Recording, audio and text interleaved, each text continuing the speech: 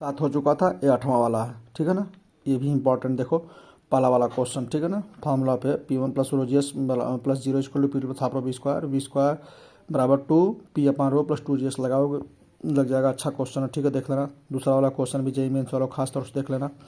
तीसरा वाला क्वेश्चन भी जेईई मेंस के लिए, नहीं तो उतना खास तौर ध्यान नहीं देंगे। चौथा वाला कौन सा क्वेश्चन है? चौथा फोर्थ वाला क्वेश्चन, नहीं चलो ध्यान देना, तुम्हारे में आ सकता है ना, ध्यान देना। बी प्रथम टू आर स्क्वायर इंपॉर्टेंट है।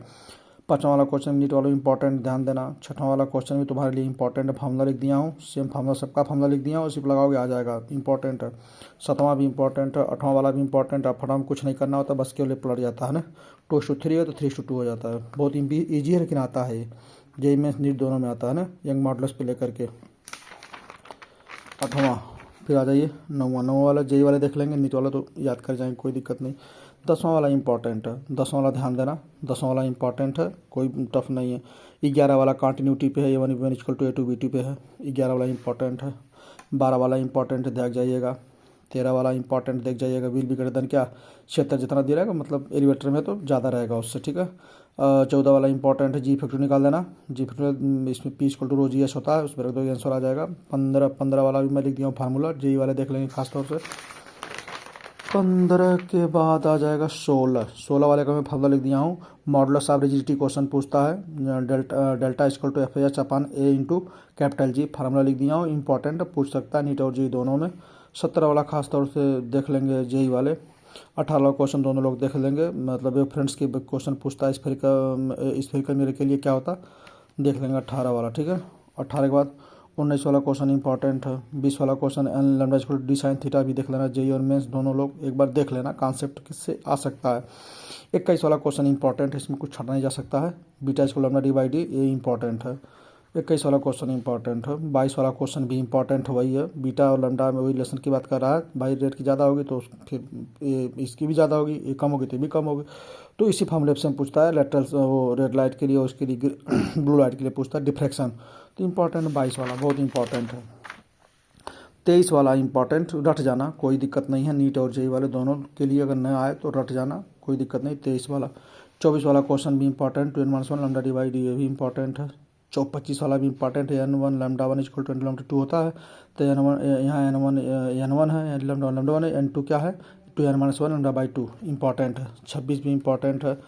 27 भी इंपॉर्टेंट है, d sine theta equal to क्या, पाथ डिफरेंस ना, n lambda equal to d sine, n lambda equal to d sine 30 यानी डी अपन 2 लैम्डा, देखोगे तो आ जाएगा 599, ठीक है। उसके बाद आते हैं हम लोग 28 वाला भी इंपॉर्टेंट है, ध्यान दीजिएगा। आई पर equal to I cos square theta होता है फॉर्मूला, आई पर ए स्क्वायर होता है।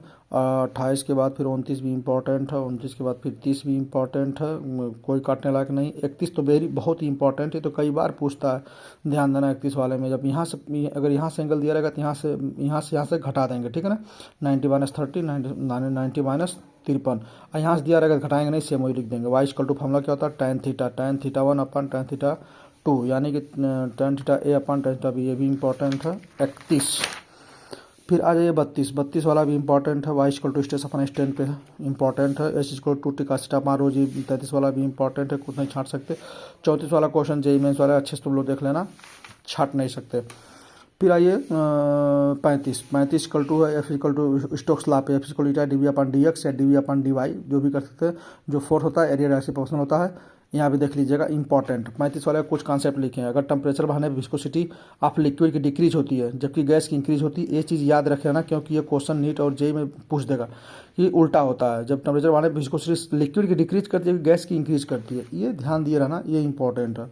फिर आ जाओ 36 पे भी इंपॉर्टेंट है, इजी क्वेश्चन है, फार्मूले बेस्ड है। 37 वाला क्वेश्चन ठीक है, मैथ वाला भी देख लेना, जेईई वाले भी, नीट वाले भी देख लेना, कोई बहुत नहीं है लेकिन देख लेना। 38 इंपॉर्टेंट है, रो मिक्सचर पूछता है, गैसेस मिक्सचर का मतलब पूछता है, रो मिक्सचर M1 M2 अपान M1 अपान रो प्लस M2 अपान रो 2, ये इंपॉर्टेंट है, याद कर जाना।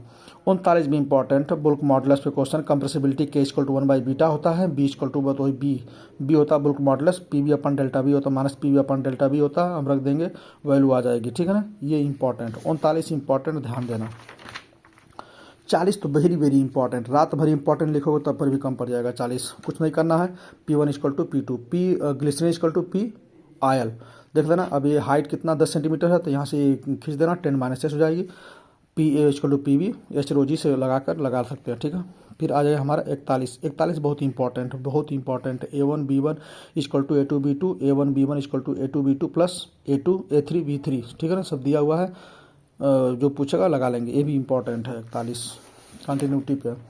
फिर 42 ये तो और इम्पॉर्टेंट, इसमें कुछ हम छाट नहीं सकते। y equal to μ-1 TD/D, y equal to μ-1 T क्या है, डिस्टेंस बिटवीन स्क्रीन और स्लिट क्या है, और ये स्लिट के बीच डिस्टेंस है, ठीक है। इस पे लगाओगे तो म्यू रख दोगे, वैल्यू आ जाएगा सीधे फार्मूले पे। ये इंपॉर्टेंट है जेई के लिए भी और नीट दोनों के लिए। 43 भी इंपॉर्टेंट है। 44 भी इंपॉर्टेंट है, रेगुलर विड्थ होता है 2λ/d, बहुत इंपॉर्टेंट है। फिर 45 तब रात भर लिखोगे इंपॉर्टेंट, तब वो तो रिपीट करेगा, हूबहू कॉपी और पेस्ट होगा नीट और जी दोनों में। I equal to y0 cos square theta से होता है। देख लो कितना क्या क्या दिया है, ठीक है, तो लगाया भी हो, अगर समझागा तो ठीक है।